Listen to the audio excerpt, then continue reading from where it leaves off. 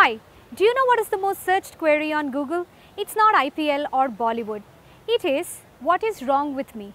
Yes, it's Google before doctors. But hey, do you really want to take the word of someone who may not know any better than you and me?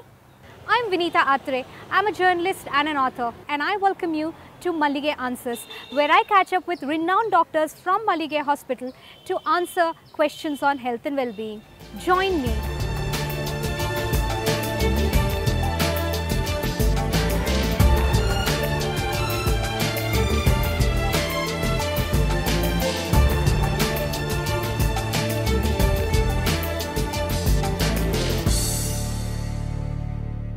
Hi, can you guess what is India's fastest growing disease?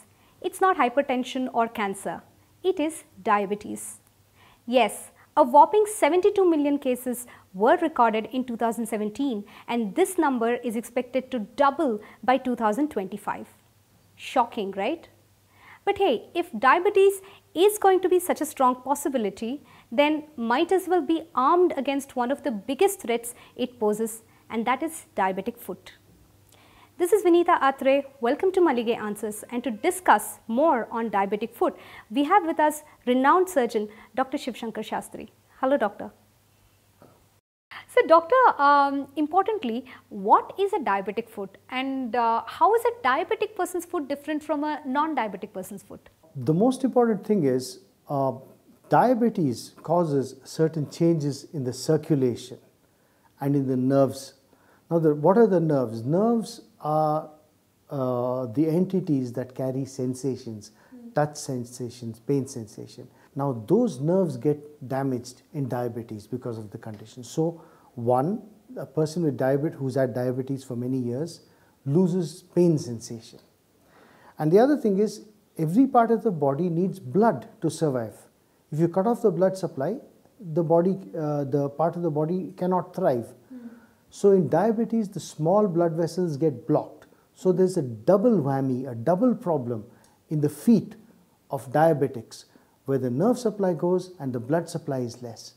And it reaches a marginal stage where the smallest injury leads to an infection. And that is an infected foot in a patient with diabetes is a diabetic foot. What are the possibilities of a diabetic person actually developing gangrene in the foot?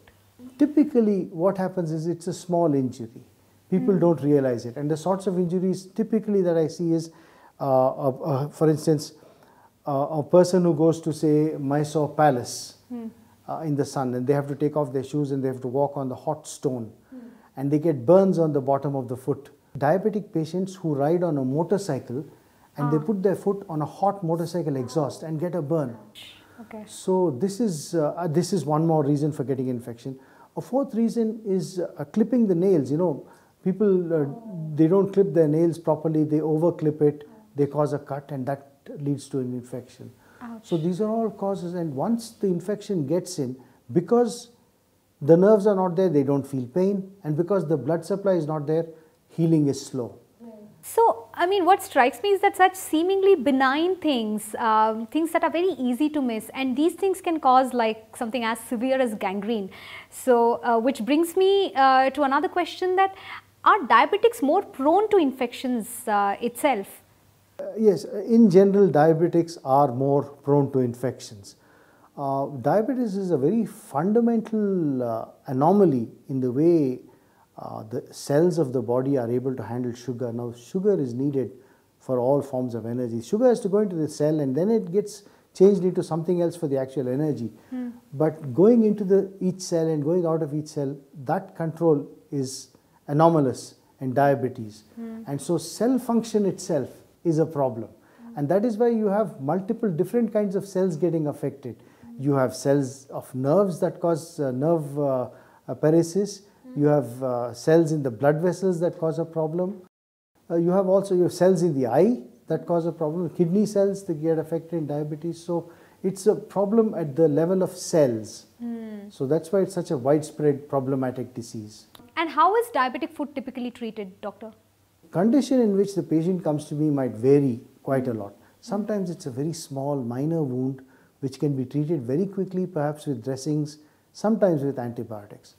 But at other times, the infection has spread well into the foot and they may come with fever, severe foot swelling. The fundamental thing in the treatment of diabetic foot is to remove or reduce the pus, the infection that is there, either physically by surgery and or with antibiotics, and control of diabetes, of course. Which brings me to another tricky question. It's a very, very sensitive raw nerve there for most patients. When do you actually start considering amputation as a very real possibility? You know, the whole idea is to save. It's easy to take off. You give me an anesthetized person, I can take off his leg or foot and do whatever I like. So it's very easy to reach the solution and say, I'm going to take off something. Yeah. The idea is to preserve. As long as we can manage to control the infection and make sure that the blood supply is coming to the toe, we have to save it toe by toe by toe. If a patient comes with an infection, the maximum we may ensure that he perhaps loses half a toe or one toe at most, but certainly not the whole foot. And it has to be a fairly desperate bad infection for it to get into the foot and then lead to an actual amputation of the leg itself. So that would be pretty much a last resort, not at all common. Thanks, doctor. Keep watching Mallige Answers. We will come back and continue discussing diabetic foot.